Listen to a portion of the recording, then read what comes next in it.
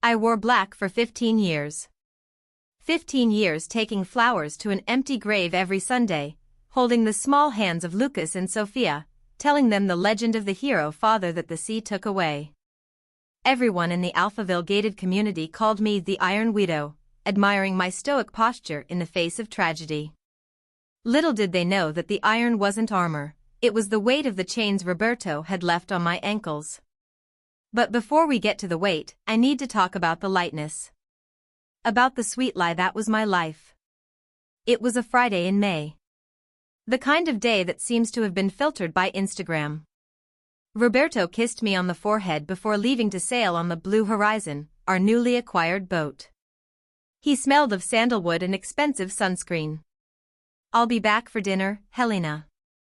I'm bringing that fish you like," he said.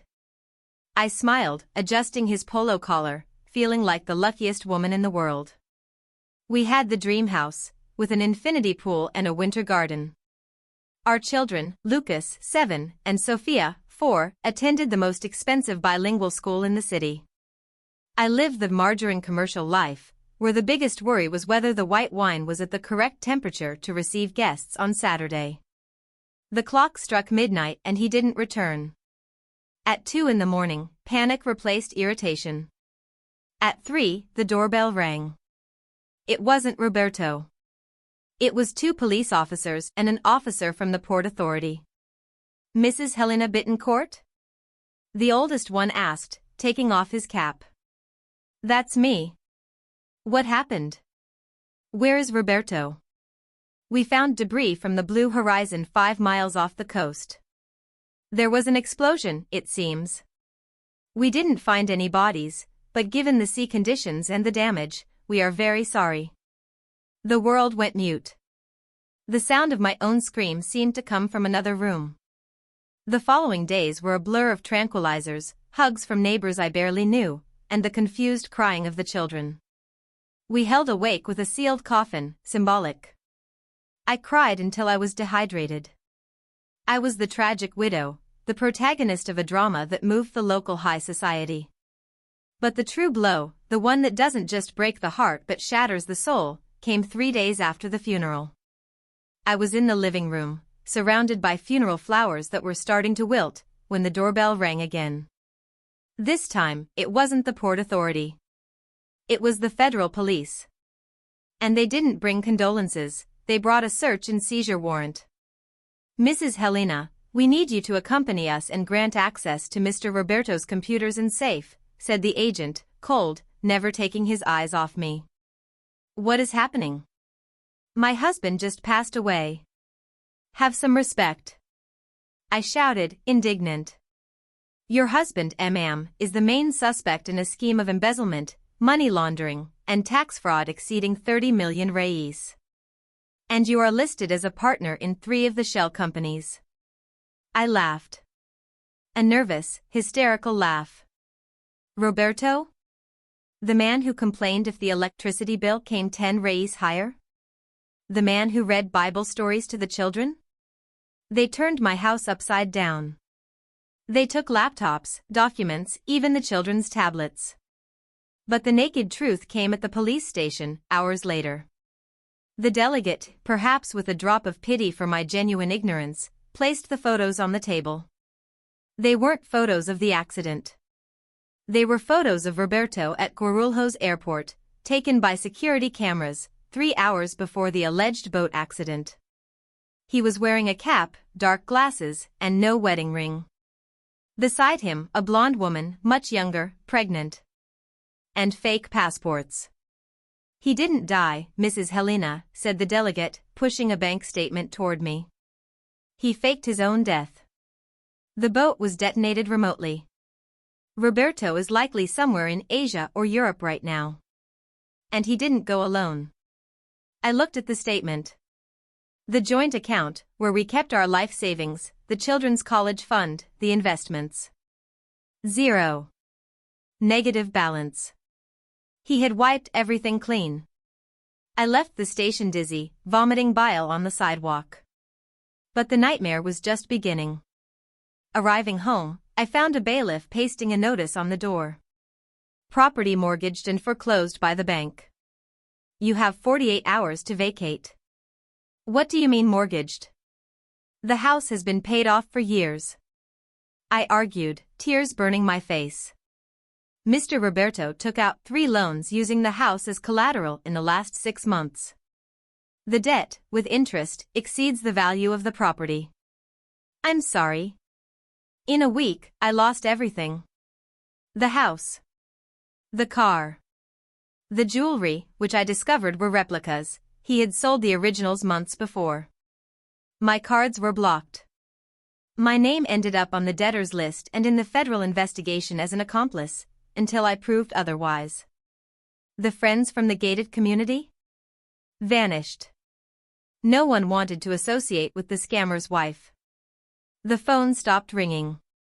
The mothers at school forbade their children from playing with Lucas and Sophia. I became a pariah. A social leper. The final scene of that life happened on a rainy Tuesday.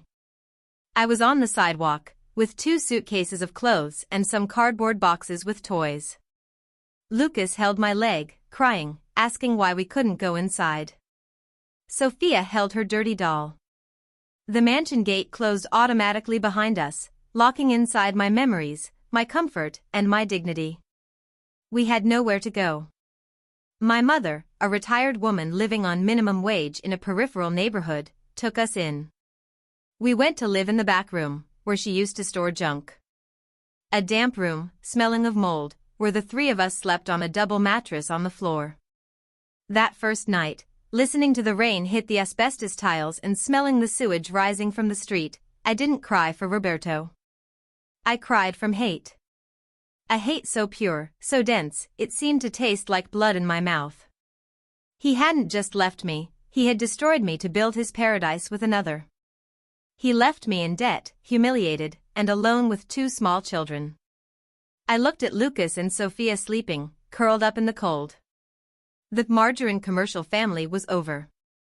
The pampered Helena had died along with the empty boat. In that dark room, I realized that widowhood was the least of my pains. My death wasn't physical, it was moral. But there, at rock bottom, where there was no light, no hope, and no money for the next day's milk, I made a silent promise. I wasn't going to die. I was going to be reborn, even if just to watch that bastard pay. They say rock bottom has a basement. I discovered this when I tried to get a job. My resume, which once boasted a degree in art history and fluency in French, perfect skills for social dinners and useless for immediate survival, was now stained by the surname Bittencourt. No one wanted to hire the woman accused of helping her husband embezzle millions. I'm sorry, Helena, you don't fit the profile, said the husband's ex-colleagues who, weeks earlier, were drinking my wine. Hunger doesn't wait for justice. Hunger is a clock that wakes up in your children's stomachs. When Lucas asked for a yogurt and I had to say no because I needed that money for the bus fare to an interview that would lead nowhere, something broke inside me. But it wasn't a break of fragility, it was like breaking a wall to open a door. My mother, Dona Cita, seeing my desperation, pointed to the old 4-burner stove. Daughter, you always cooked well for those fancy parties of yours. But rich people's food doesn't fill a poor man's belly. Make my chicken with okra. Make your grandfather's feijoada. The people here in the neighborhood need to eat, and the bricklayers at the construction site on the corner will buy anything that smells good. I turned up my nose. Me, Helena Bittencourt, selling lunchboxes on the street? The shame burned more than hot oil. But the image of Sophia wearing a sneaker with a hole in it hurt more. I sold my wedding ring. It was the only item of value I managed to hide from the bailiff, tucked inside my bra on eviction day. The money was enough to buy a used industrial stove, sacks of rice, beans, and styrofoam packaging. I woke up at 3:30 a.m. The smell of sautéing garlic and onions impregnated my hair, my clothes, and my skin. My hands, once cared for with weekly manicures, became rough, full of cuts and burns. I peeled kilos of potatoes crying, mixing tears with the salt of the food. Every chopped carrot was a mental curse at Roberto. Every heavy pot I lifted was an exercise in channeled hate. On the first day, I went with a shopping cart to the construction site of a commercial building. "Get your lunch here. Pork chops, fried egg." My voice faltered. I wanted to hide. A foreman stopped, looked at me suspiciously, and bought one. 10 minutes later, he came back with 5 more men. "Lady, what seasoning is this?" This reminds me of my mother's food in the interior of Bahia. I sold everything in 30 minutes. I went home with a pocket full of crumpled bills and coins, but with a strangely light heart. That day, we paid the electricity bill and bought milk. Helena's lunchbox became a legend in the region. It wasn't just food, it was dignity served in styrofoam. I didn't skimp on care. I wrote notes on the lids: "Good work, stay strong, God bless." I discovered that people didn't just buy calories, they bought care. 6 months later, I wasn't delivering on foot anymore. I bought an old combi, falling to pieces, which I nicknamed the carriage. I drove that thing as if it were a Ferrari. Lucas and Sophia helped me stick the labels on the packages after school. They learned the value of hard work too early, but at least they stopped asking about their father. The big break came in the second year. A large construction company took over a giant project in the South Zone. They needed a fixed supply for 500 workers. I went to the meeting in my best clothes, which were now loose, as I had lost 10 kilos from working so hard, and brought a tasting sample. The engineer tasted it, closed his eyes, and smiled. "Can you deliver 500 of these a day, Helena?" "I can do 1,000 if you need," I lied, with the audacity of the desperate. I got the contract. I rented a warehouse. I hired 3 of my mother's neighbors. Taste of home was born. The years flew by, accelerated by the frenetic pace of the kitchen. 5 years later, I wasn't just selling to construction sites. I supplied hospitals, schools, and corporate events. 10 years later, I launched the premium frozen food line Helena B, sold in supermarkets. The shame of the beginning turned into an armor of pride. I recovered everything Roberto had stolen, penny by penny, but with my own sweat. I bought a house, not in Alphaville, because that place reeked of falsehood to me, but in a noble and discreet neighborhood. I paid for the best schools for my children. But the biggest change wasn't financial. It was internal. The Helena who needed her husband's approval, who didn't know how to change a tire, who signed papers without reading, she was dead. In her place stood a woman who negotiated with aggressive suppliers, who understood logistics, cash flow, and leadership. I became tough, yes. My employees called me the Iron Lady behind my back, but with respect, not scorn. One night, I was invited to receive the Businesswoman of the Year award. I was on stage, holding the crystal trophy, wearing a blood-red dress, no more mourning. I looked at the audience and saw Lucas, now 22, finishing law school, and Sophia, 19, in medical school. They were giving me a standing ovation, with tears in their eyes. In my speech, I took the microphone. Everyone expected cliché thanks. "I would like to thank a person who is not here," I began, my steady voice echoing in the hall. "My late husband. Because by leaving me with nothing, he gave me the greatest gift of all, the necessity to discover who I truly am. He thought he was burying me, but he didn't know I was a seed." The audience exploded in applause. I felt invincible. The past was a scar, not an open wound. I had built an empire on the ashes. I had one. It was then, the following week, that the notification appeared on my cell phone. An international number. A grainy profile picture. And a voice message that made the blood freeze in my veins, not from fear, but from disbelief. The ghost decided to haunt. But he forgot that I wasn't afraid of hauntings anymore. I was now the one who caused fear. The cell phone screen glowed on the mahogany desk of my office on the 20th floor. The city of Sao Paulo stretched out below, a sea of lights I had conquered inch by inch. But my eyes were fixed on that name I hadn't seen in 15 years. The name I once whispered with love and later screamed with hate. The video call connected. The pixelated image trembled for a few seconds until it stabilized. And there he was. It wasn't the Roberto I kept in my memory, the tanned, athletic man, with the smile of someone who owns the world and smelled of imported perfumes. The man on the screen was a husk. Thin, white hair, yellowish skin clinging to his bones, deep sunken eyes surrounded by dark circles. He was in a hospital bed, with tubes in his nose.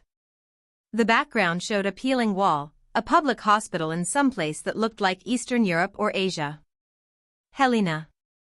His voice was a hoarse whisper, broken, as if speaking hurt. You look magnificent. I said nothing. I just stared at him. My breathing was calm. My heart beat at a steady rhythm, almost bored. I waited so long for this moment, rehearsed so many screams, so many tears, so many whys during the sleepless nights peeling potatoes. But now that he was there, I felt an icy emptiness. Indifference is the opposite of love, not hate. I saw your picture, on the internet, he continued, coughing, a dry, ugly cough. Businesswoman of the year. I knew you could do it. I always knew you were strong, my Helena. Don't call me yours, my voice came out sharp, professional, the same tone I used to fire a dishonest supplier. And don't lie, Roberto. You didn't think I could do it. You bet on my weakness. You thought I would starve or go back to my mother's house crying. You lost the bet. He lowered his eyes, unable to sustain my gaze. I made a mistake, Helena. God knows how I regret it. The other life, it wasn't what I thought. The money ran out fast. Bad investments, dangerous people. She left when the money ran out and the sickness came. I'm alone, Helena. I have pancreatic cancer. The doctors say I have months, maybe weeks. He began to cry. An ugly, desperate cry, of someone who looks into the abyss and sees no one to hold their hand. I just wanted to see my children. I wanted to come home. To die near my family. I am their father, Helena. Please. I know I don't deserve it, but for mercy's sake, bring me back. Pay for my treatment in Brazil. Let me ask for their forgiveness. Let me hear Lucas and Sophia's voices. I swiveled my chair slightly, looking at the city view, turning my back to the screen for a moment. I remembered Lucas at 7, asking if his father felt cold in the dark seawater. I remembered Sophia crying at her high school graduation because her father's chair was empty. I remembered my oil-burned hands, the sleepless nights doing math to see if the money was enough for rent, the humiliation of the bailiffs taking our furniture. He wanted mercy. He wanted the family he threw in the trash for an adventure and a few million embezzled dollars. He wanted the Iron Widow to revert to the devoted, saving wife. I looked back at the screen, implacable. Roberto, the man I married, died 15 years ago. We buried him. We cried for him. My children have the memory of a father who, although absent, was honorable in their childhood memories distorted by time. I protected your memory to protect their sanity. But I'm alive. I'm here, he pleaded, his voice failing. Not to us, I replied softly. You are a stranger. A fugitive criminal who happens to share my children's DNA. You chose to be a ghost when you faked that accident. And ghosts don't come home when they feel cold. Ghosts stay in the past. Are you going to let me die alone in a charity hospital in Thailand? Are you that cruel? Where is the Christian woman, the kind mother? I leaned over the desk, bringing my face close to the camera, filling his field of vision with my reality. Cruelty was what you did when you left a 30-year-old woman with 2 small children and millions in tax debts. Cruelty was letting me be accused of crimes you committed. What I am doing now isn't cruelty, Roberto. It's justice. And, above all, it's maternal protection. Protection, he seemed confused. Yes. My children rebuilt their lives. They are happy, Roberto. They are full of integrity. Lucas is a brilliant lawyer who fights financial fraud. The irony is delicious, don't you think? Sofia saves lives every day. Bringing you back, with your sickness, your moral bankruptcy, and your toxic guilt, would be throwing a grenade into the peace we took a decade and a half to cement. I won't let you break them again. I won't let them see the coward the hero turned into. Let them keep the lie. It's the only inheritance you left. He fell silent, shock stamped on his gaunt face. He expected passionate hate, and I gave him logical indifference. He expected a wounded woman, and found an insurmountable wall. I will do one thing for you, I said, picking up a Mont Blanc pen and noting something on a pad, without looking at him. I will transfer a generous amount to this hospital's account. Enough for you to have a private room, 24-hour nurses, and all the morphine necessary to feel no physical pain.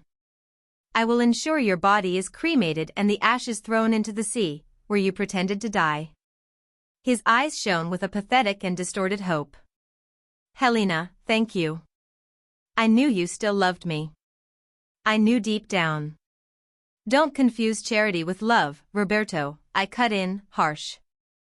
I give money to dog shelters, orphanages, and nursing homes every month. I'm just adding one more assistance work to my donation spreadsheet. It's what successful people with clean souls do. I pay for your final comfort, but the price is your silence. You will never call this number again. You will never seek out my children. You die as you lived for the last 15 years, far from us. And if I refuse? What if I call them? Then I stop the transfer, hire the best international lawyers, and ensure you spend your last days in a common cell, extradited and humiliated. The choice is yours, a dignified end paid for by the ex-wife you betrayed, or the end of a rat. He lowered his head, defeated. Tears dripped onto the dirty sheet. Goodbye, Helena. You became hard. No, Roberto. I became strong. Goodbye. My finger hovered over the red button to end the call. Helena, he shouted one last time, in a desperate whisper. The screen went black. Silence returned to the office. I stayed there, motionless, listening to the soft hum of the air conditioning. I waited for the tears, the trembling, the nervous breakdown. But they didn't come. I felt only an immense, physical lightness, as if I had finally taken a lead backpack off my back after a 15-year marathon. I picked up the intercom. Luana? Yes, Mrs. Helena. Ask the driver to prepare the car.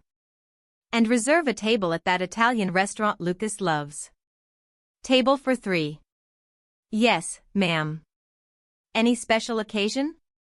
I stood up and walked to the floor-to-ceiling glass window. I looked at my reflection. I didn't see the widow. I didn't see the victim. I saw only Helena. Yes, Luana, I smiled at the reflection. Today is the day I finally buried my husband. For real this time. And I've never felt so alive. I left the building, the night wind messing up my perfectly brushed hair. I got into the armored car. The Empire was standing. The ashes had been swept away. My family was me, Lucas, and Sofia. And we, against all odds, had won.